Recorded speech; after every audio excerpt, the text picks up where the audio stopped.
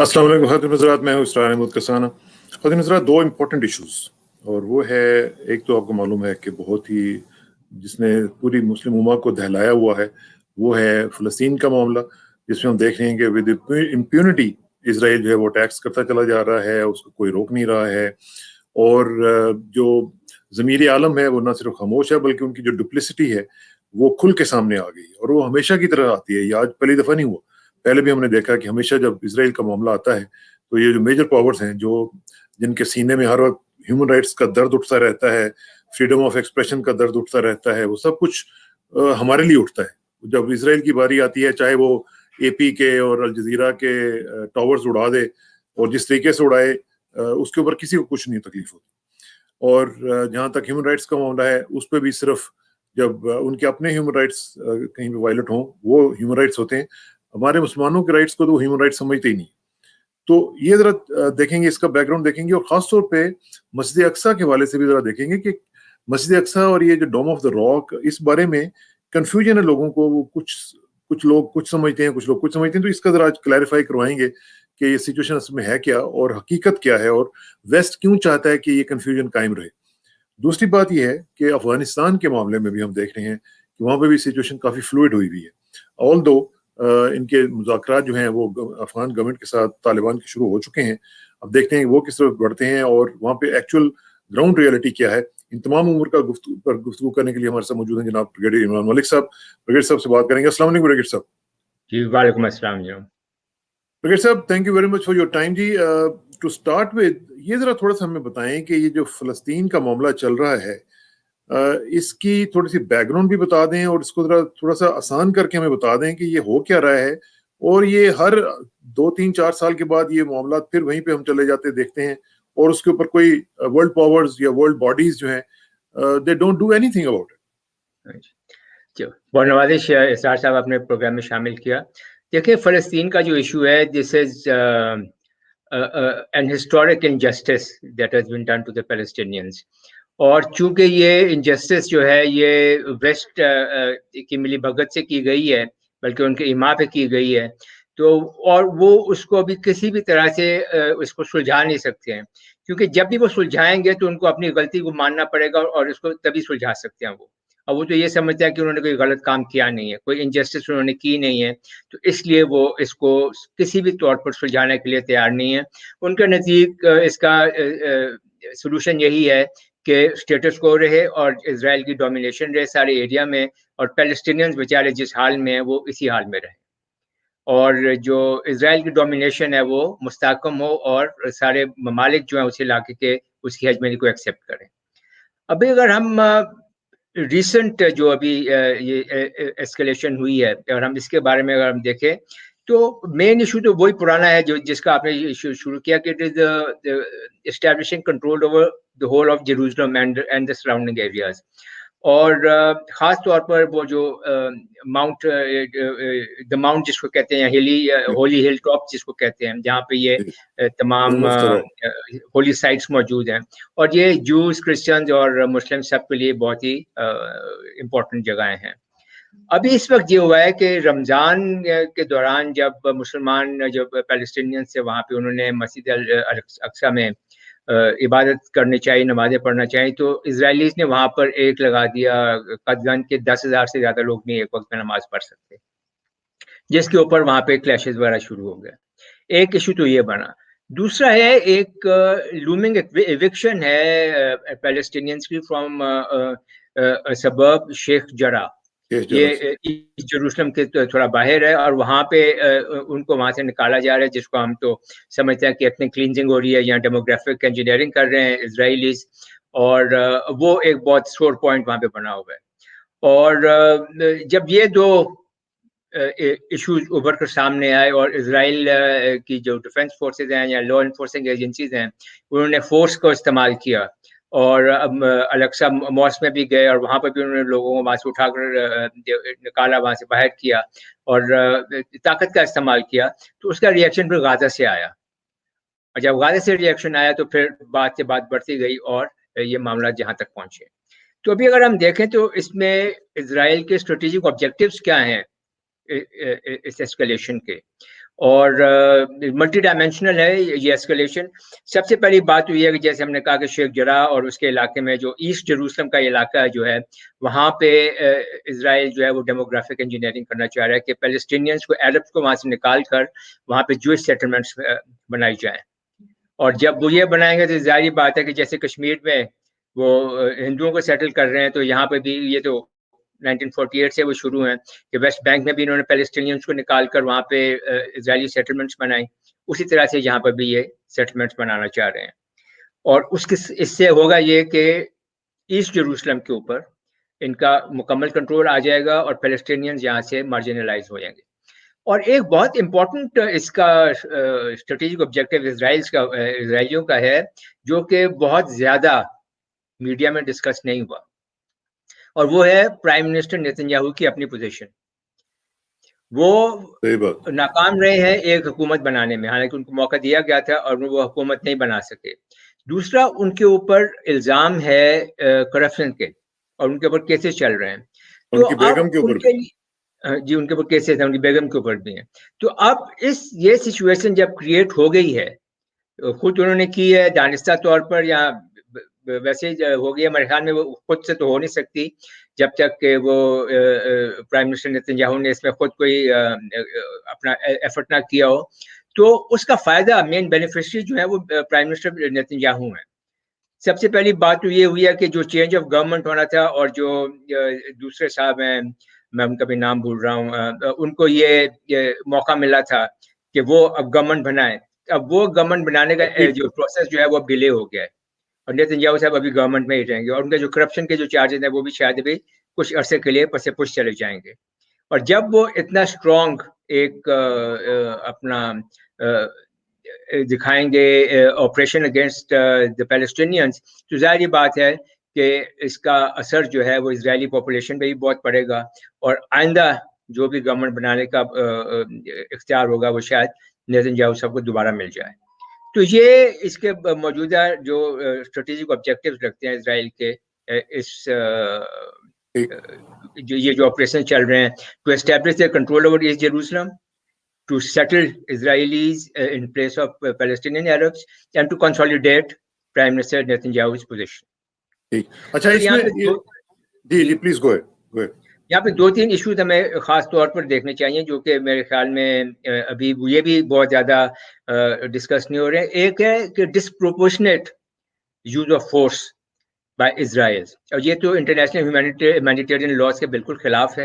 اور جس طرح سے وہ کہتے ہیں کہ جی پیلسٹینین یا حماس جو ہے وہ سویلین ایریاز میں آ کر وہ اپنے آپ کو چھپا لیتے ہیں یا سویلینز کا شیلڈ استعمال کرتے ہیں, تو اور اس کے بعد جب وہ ان کے اوپر حملہ کرتے ہیں تو کولیٹرل ڈیمیج ہوتا ہے.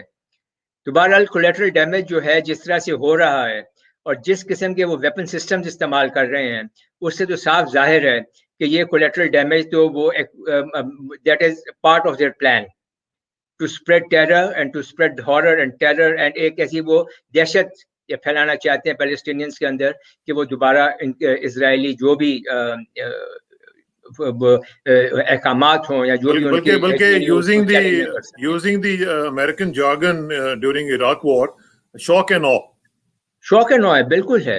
اور اس کے اوپر ظلم یہ ہے کہ اب ساری دنیا جو ہے, خاص طور پر ویسٹرن کنٹریز اور امریکہ نے بھی کہا ہے کہ اسرائیل کو سیلف ڈیفense کا حق حاصل ہے.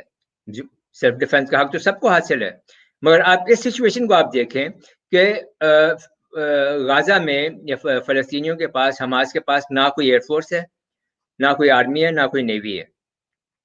تو ان کو جو ٹوٹل جو اگریسو یا اوفینسو ویپن ان کے پاس ہیں وہ راکٹس ہیں جو کہ وہ فائر کرتے ہیں انٹو اسرائیل, اور وہ بھی ان گائیڈیڈ ہیں, اور ان کا بھی کوئی بہت کوئی سوفسٹیکیٹڈ گائیڈنس سسٹم ہے ہی نہیں اس کے اندر. اس کے مقابلے میں اسرائیل جو ہے technologically it's one of the most superior forces and militaries in the world. تو پھر سیلف ڈیفenس والا معاملہ بھی جو ہے وہ کوئی خاص بات سمجھ میں نہیں آتی کہ اتنی اسٹرانگ ملٹری جو ہے اور ایک بالکل ریگ ٹیگ حماس جو ہے, اس کے مقابلے میں کیسے کہہ سکتے ہیں کہ سیلف ڈیفenس میں کون کام کر رہا ہے. تو یہ دو باتیں جو ہیں, ایک disproportionate use of force by Israel which is against the international humanitarian laws, اور دوسرا یہ سیلف ڈیفenس والی بات. یہ میرے خیال میں اس میں یہ اٹھ کر دوبارہ یہ پوائنٹس آئیں گے سامنے، اور اسرائیل کو کسی نہ کسی ٹائم پہ اس کے لیے جواب دہ ہونا پڑے گا کہ جو انہوں نے ڈسپروپورشنیٹ فورس استعمال کیا ہے یہ وار کرائمز بنتے ہیں کہ نہیں بنتے. لیکن جواب کون لے گا بغیر صاحب؟ آپ بھی جانتے ہیں، میں بھی جانتا ہوں، جنہوں نے جواب لینا ہے وہ آپ کو پتہ ہی ہے کہ یو این کو بھی آپ دیکھ لیں، امریکہ کا بھی آپ دیکھ لیں، کوئی حال نہیں ہے. ایون OIC کا آپ دیکھیں، ایسی فضول قسم کی ایک ریزولوشن انہوں نے آج جاری کر دی ہے، اس میں ٹوتھ لیس قسم کی وہ ساری بات ہے، کچھ بھی نہیں ہے اس میں. تو کون حساب لے گا اسے؟ 80 کے قریب جو ریزولوشنز ہیں وہ UN جنرل اسمبلی کی آ چکی ہوئی ہیں. 45 ٹائمز امریکہ ویٹو کر چکا ہوا ہے ان ریزولوشنز کو. تو اتنی ایک لاپ سائیڈڈ قسم کی ورلڈ اوپینین کے باوجود ہمیں تو کچھ چیز نظر نہیں آ رہی تھی اس میں. وہ بات تو آپ کی صحیح ہے، کیونکہ اگر یہ سب بات چیت نہیں ہوتی تو اسرائیل جیسا چھوٹا ایک ملک جو ہے وہ پورے مڈل ایسٹ کے اوپر یا گریٹر مڈل ایسٹ ریجن کے اوپر کس طرح سے ڈومیننٹ ہوتا. اور 1948 سے لے کر اب تک جیسے آپ نے کہا سینکڑوں ریزولوشنز ہیں اسرائیل کے خلاف جو جاتی ہیں، مگر کسی ایک کے اوپر بھی عمل نہیں ہوا. بٹ اس کا یہ مطلب ہرگز نہیں ہے کہ ہم یہ باتیں کرنا چھوڑ دیں، اور یہ پوائنٹس جو ہیں، یہ جو ہیومن رائٹس کے ایشوز جو ہیں، یہ جو انٹرنیشنل لا کی وائلیشنز جو ہیں، یہ جو وار کرائمز جو ہیں، ان کو ہم نہ اٹھائیں. میرے خیال میں یہ تو ایک ایسا اسپیکٹ ہے جس کے اوپر ہمیں بالکل بھی کوئی رکاوٹ اپنے اوپر نہیں لگانی چاہیے، اور لگاتار ان کو ہمیں کرنا چاہیے، ہائی لائٹ کرنا چاہیے، میڈیا کو اس کو ہائی لائٹ کرنا چاہیے.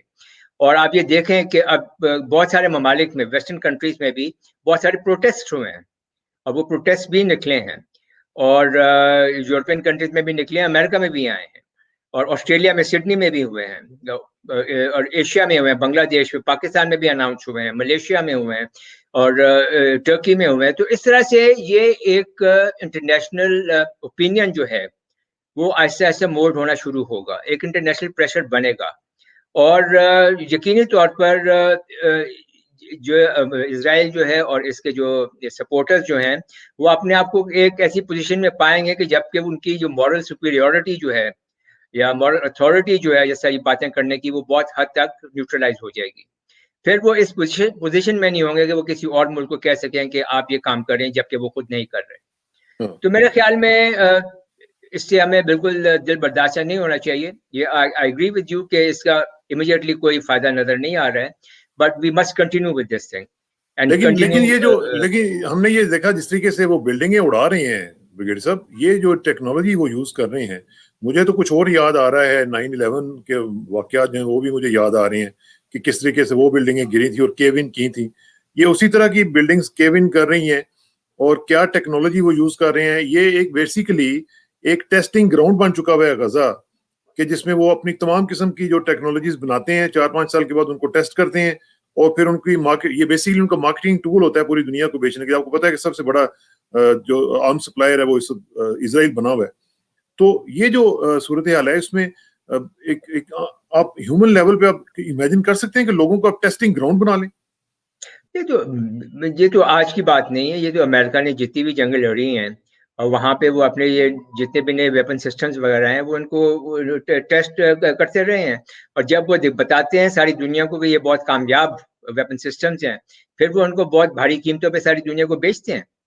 تو آپ کی بات بالکل صحیح ہے، this is a marketing exercise as well. اور یہ اس کا ایک آپ سمجھ لیں کہ سائیڈ افیکٹس سمجھ لیں یا اس کا ایڈیشنل بینیفٹ سمجھ لیں اس جنگ کا. تو جہاں پہ ہم نے اسٹریٹجک آبجیکٹیوز کی بات کی، وہاں پہ آپ یہ شاید یہ بھی پوائنٹ ایڈ کر سکتے ہیں کہ یہ ان کی جو ویپن یا ملٹری ٹیکنالوجی جو ہے اس کا بھی ایک ڈیمونسٹریشن ہے. اور اس ڈیمونسٹریشن کے بعد ظاہری بات ہے کہ لوگ جو ہیں وہ اور ممالک جو ہیں اس طرف بلکہ میں نے 3-4 دن پہلے ایک سٹوری بھی کی تھی اور اس میں نے بتایا تھا کہ کس طریقے سے وہ اسکنک واٹر یوز کر رہے ہیں کراؤڈ کے لیے، کہ کراؤڈ کا وہ اتنا گھٹیا قسم کا وہ واٹر انہوں نے بنایا ہے جس میں نہ صرف کہ وہ سٹنکنگ قسم کا واٹر ہے بلکہ اس میں کیمیکلز ڈالے ہوئے ہیں اور لوگوں کی سکن کو تباہ کر دیتا ہے، لوگوں کے ایون بال اڑ جاتے ہیں اور لوگوں کی تباہی پھر جاتی ہے وہ جب اس کے اوپر پھینکتے ہیں. It's not a simple water.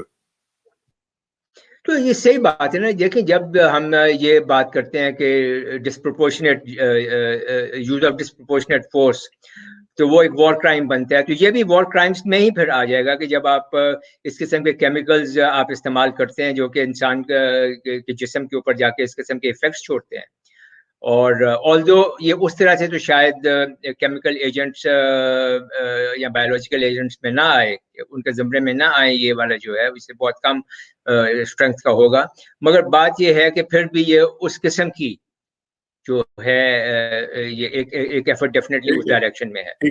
اچھا بریگیڈ صاحب, ایک چیز جو میں نے شروع میں بات کی تھی کہ یہ جو تھوڑا سا ہمارے ناظرین کو سمجھائیں کہ یہ جو ڈوم آف دا راک اور مسجد اقصی اور مسجد براق یہ جو کمپاؤنڈ ہے, کیونکہ ہمیں اکثر لوگوں کو اس کا پتہ نہیں ہے اور ویسٹ بھی نہیں چاہتا کہ ان کو پتہ چلے, یہ کیوں کنفیوژن کریٹ کیا جاتا ہے ویسٹ کی طرف سے؟ یہ میرے خیال میں یہ ہم سب کو معلوم ہونا چاہیے کہ یہ ایک اس کمپاؤنڈ میں یہ 3 ہیں سیپریٹ فکسچرز آپ ان کو کہہ لیں, مگر عام طور پر یہ دیکھا گیا کہ جب بھی انٹرنیشنل میڈیا میں مسجد الاقصی کی بات ہوتی ہے تو تصویر جو ہے وہ ڈوم آف دا راک کی ہوتی ہے. اب ڈوم آف دا راک جو ہے یہ مسجد نہیں ہے, یہ تو شاید وہ جگہ ہے جہاں سے حضور صلی اللہ علیہ وسلم معراج پہ گئے تھے, اور یہ وہ جگہ شاید یہ ڈوم آف دا راک کے اندر وہ آتی ہے. مسجد الاقصی جو ہے وہ اس سے الگ ہے اور بالکل ایک سیپریٹ فکسچر ہے. تو اس میں کسی زمانے میں لوگوں کا یہ خیال تھا کہ اگر خدا نہ خواستہ خاکم بدان اگر مسجد الاقصی کو کبھی کوئی نقصان پہنچایا جائے تو اور عام یہ سمجھنا شروع کر دیں کہ ڈوم آف دا راک جو ہے وہ الاقصی مسجد کو ریپرزینٹ کرتا ہے, تو ہم یہی سمجھتے رہیں گے کہ مسجد الاقصی تو بالکل اپنی جگہ موجود ہے, جبکہ ان ایکچوئل فیکٹ اس کو کوئی نقصان بھی پہنچایا جا سکتا تھا. تو یہ آئیڈینٹیفائی کرنا ہمارے لیے بہت ضروری ہے کہ مسجد الاقصی جو ہے وہ ایک سیپریٹ فکسچر ہے, ایک بلڈنگ ہے, ایک سیپریٹ مونیومنٹ ہے, اور اس کی پہچان ہمیں ہونی چاہیے. اور یہ 2-3 جو ہیں یہ مختلف وہ ہیں فکسچر جو کہ اسلام سے متعلق ہے. پھر اسی کمپاؤنڈ مطلب ایریا کے اندر ویسٹرن وال بھی ہے جو جوس کے لیے بہت مطلب ویلنگ وال کہتے ہیں, ویلنگ وال جو ہے وہ. اور اس کے بعد ایک چرچ بھی ہے آف دی ہولی سپیلکر جہاں پہ وہ کہتے ہیں کہ حضرت عیسیٰ کو کروسیفائی کیا گیا تھا, پھر دفن کیا گیا تھا, تو پھر وہ وہاں سے ریسرکشن ہوئی تھی ان کی. تو اس طرح سے جو it has a very strong emotive feelings for all 3 religions. تو اب جو ہم نے شروع میں بات کی تھی کہ to get a control over this entire hill top, وہ بھی ایک اسٹریٹجک آبجیکٹو ہے اور ہمیشہ سے رہا ہے اسرائیل کا. تو اس طرح سے ہمیں ایبسلیوٹلی کلیئر ہونا چاہیے کہ ہمارے اپنے جو ہولی سائٹس جو ہیں وہ کون سی ہیں, کہاں پہ ہیں, اور ان کی پہچان کیا ہے. کیونکہ بار بار جب آپ ٹیکسٹ میں آپ الاقصی کی بات کریں اور تصویر آپ ڈوم آف دا راک کی دیں تو ایونچولی جو نئی جنریشن ہے وہ شاید یہ سمجھنا شروع کر دے گی کہ ڈوم آف دا راک جو ہمیں تصویر دکھائی جاتی ہے وہ بھی شاید مسجد الاقصی کا ہی حصہ ہو. ٹھیک. اچھا بریگیڈ صاحب, ایک چیز تھوڑا سا یہ بھی بتا دیں کہ بات ہو رہی ہے اس وقت ملیشیا کو بھی کوٹ کیا جا رہا ہے کہ انہوں نے بھی کہا ہے کہ ایک فورس بنائی جائے, انٹرنیشنل فورس بنائی جائے. ٹرکی کو بھی کوٹ کیا جا رہا ہے, وہ بھی کہہ رہے ہیں. پاکستان سے بھی ایکسپیکٹیشنز ہیں لوگوں کی کہ کوئی انٹرنیشنل فورس بنا کے تو وہاں پہ بھیجی جائے جہاں کے وہاں پہ ان کو پروٹیکٹ کر سکے سائٹس کو بھی اور پیلسٹینینز کو بھی. تو کیا یہ پریکٹیکلی فیزیبل اور پاسبل ہے؟ میرے خیال میں یہ بہت شاید پریکٹیکل اس طرح سے نہ ہو جیسے کہ یہ کرنا چاہ رہے ہیں. ہاں یہ ہو سکتا ہے ایسے ایک پیس کیپنگ فورس وہاں پہ جائے, مگر ہمیں پھر یو این کی جو ہے نا آسپیسز ان کے گڈ آفسز کو استعمال کرنا پڑے گا. اور اگر یہ بغیر یو این کی کور کے یہ ایسی کوئی فوج بھیجتے ہیں تو اس کی پھر انٹرنیشنل ریکگنیشن اس ایفرٹ کی کوئی نہیں ہوگی. مسلمانوں میں تو ہو سکتی ہے مگر باقی ساری دنیا شاید اس کو سپورٹ نہ کرے. اور اب جب ہم اگر یو این کے تھرو آتے ہیں اور ایک پیس کیپنگ فورس جیسے کہ یو این کا نارمل روٹین ہے اور وہ تمام جو ایسے ایریاز جہاں پہ یہ جنگ ہو رہی ہو وہاں پہ وہ بھیجتے بھی ہیں to build to make and keep peace and to enforce پیس.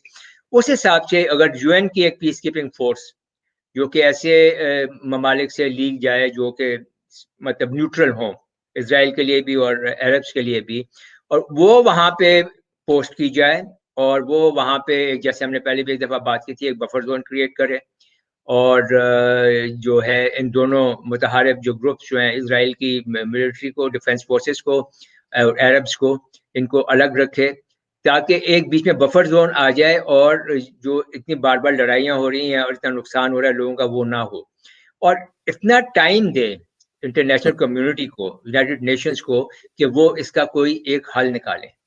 جیسے کہ ہم سب جانتے ہیں کہ ایک 2 اسٹیٹ سولوشن جو ہے وہ تقریباً انٹرنیشنلی تمام ممالک جو ہیں وہ اس کو ایکسیپٹ کرتے ہیں اور سمجھتے ہیں کہ وہی اس کا حل ہے اور پاکستان کا بھی پوائنٹ آف ویو یہی ہے کہ پاکستان سپورٹس 2 اسٹیٹ سولوشن. تو میرے خیال میں پھر وہ جب آپ وہاں پہ ایک UN پیس کیپنگ فورس لے آتے ہیں اور پیس کو کریٹ کر لیتے ہیں اس کو پھر مینٹین کرتے ہیں اور پھر آپ کو وہ ٹائم اور اپرچونٹی ملتی ہے انٹرنیشنل کمیونٹی کو کہ اس مسئلے کا کوئی حل نکالا جائے. ورنہ جب تک بیچ میں کوئی ایک تھرڈ پارٹی نہیں آئے گی جو کہ ایک تو جیسے بیٹل گراؤنڈز کے اندر آ کے وہ تھوڑا سا یہ بفر زون کریٹ کرے اور سیز فائر کرے اور نیگوشیٹنگ ٹیبلز کے اوپر جب تک ایک میڈیٹر یا آربیٹریٹر نہیں آئے گا جو کہ UN ہی آ سکتا ہے تو اس وقت تک یہ بات نہیں بنے گی.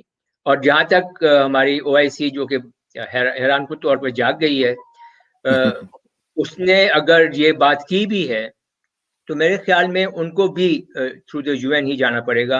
اگر وہ اپنے طور پہ ایسا کرنا چاہیں گے تو یہ میرے خیال میں کہ یہ کوئی اس کی انٹرنیشنل ایک یونیفائڈ ایفرٹ تو کی جانی چاہیے نا. اچھا برگیڈ صاحب ذرا تھوڑا سا افغانستان کی طرف آ جاتے ہیں کہ افغانستان میں سچویشن کیا بن رہی ہے کیونکہ ہم نے دیکھا کہ president Ashraf Ghani has been quoted as saying کہ جی جنرل باجوہ صاحب نے ان کی میٹنگ میں ان کو یہ کہا ہے کہ Pakistan is not for Taliban's government اور پاکستان کوئی ایمریٹ وغیرہ نہیں چاہے گا, پاکستان طالبان کی گورنمنٹ نہیں چاہے گا. میں نے بھی ٹویٹ کیا تھا, میں نے ایکسپیکٹ کیا تھا کہ DGISPR کی طرف سے کوئی جواب آئے گا لیکن ابھی تک مجھے تو نہیں پتا کہ کوئی انہوں نے جواب دیا کہ نہیں دیا. ایک تو اس بارے میں بتا دیں, دوسرا یہ کہ جو ٹاکس شروع ہوئی ہیں دوحہ میں دونوں کی, اس کی کوئی آپ دیکھ رہے ہیں کہ کوئی لاجیکل اینڈ پہ جائیں گی یا نہیں جائیں گی؟ میرا نہیں خیال کہ یہ وہ ٹاکس کہیں پہنچیں گے. مگر پہلے ہم بات کر لیتے ہیں اشرف غنی صاحب کی. میرا نہیں خیال کہ پاکستان نے کبھی بھی یہ کہا ہے کہ ہم افغان طالبان کو وہاں پہ گورنمنٹ میں نہیں دیکھنا چاہتے ہیں. وہ تو جب آئی تھنک ٹروئکا پلس کی بات ہوئی تھی تو ایک ٹروئکا پلس نے شاید اسٹیٹمنٹ دی تھی کہ وہ they are not in favour of an Islamic Emirate. So that was not Pakistan alone, that was US, that was Russia, that was China, and that was Pakistan. تو ان میں پلس آتے ہیں وہ ٹروئکا کے اندر. تو اس کانٹیکسٹ میں شاید انہوں نے بات کی ہو.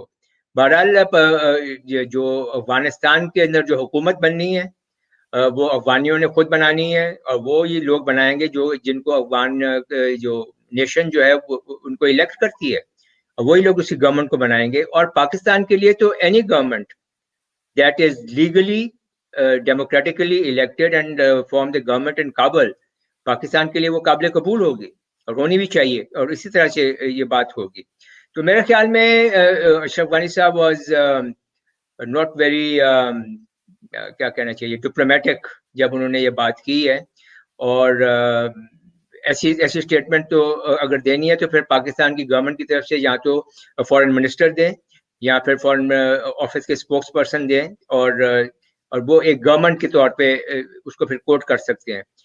مگر یہ ان کا کہنا کہ یہ ہم اسلامک ایمریٹ کو نہیں قبول کریں گے یا طالبان کی گورنمنٹ کو قبول نہیں کریں گے, تو میرے خیال میں یہ اس میں کوئی بہت زیادہ مجھے سچائی اس اسٹیٹمنٹ میں یہ میرے سامنے کھلا ہوا ہے جی. عرب نیوز میں انہوں نے یہ کہا ہے, انہوں نے کوٹ کیا ہے Afghan president says Pakistan will not support return of Taliban. لیکن یہ اتنا مطلب ہے Arab news is respected newspaper, تو اس میں یہ کوٹ کیا جانا اس کو آپ نہیں سمجھتے کہ DGISPR کی طرف سے کم از کم بتانا چاہیے تھا کہ بھئی یہ اس طرح کی کوئی بات نہیں ہے. I agree with you, ان کا بھی شورٹ رسپانس آ جائے گا.